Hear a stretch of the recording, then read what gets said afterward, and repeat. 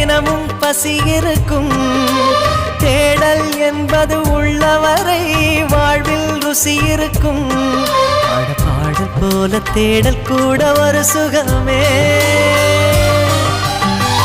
இசை பாடி வரும் இளம் காற்றுக்கு உருவமில்லை. காற்றலை இல்லை என்றால் ஒரு பாட்டொலி கேட்பதில்லை. ஒரு காலம் வருகையில் உள்ளம் கொள்ளை போகுதே. ஆனால் காற்றின் முகவரி கண்கள் அறிவதில்லையே. இந்த வாழ்க்கையே ஒரு தேடல் தான். அதை தேடி தேடி தேடும் மனது தொலைகிறதே. இசை பாடி வரும் இளம் காற்றுக்கு உருவமில்லை.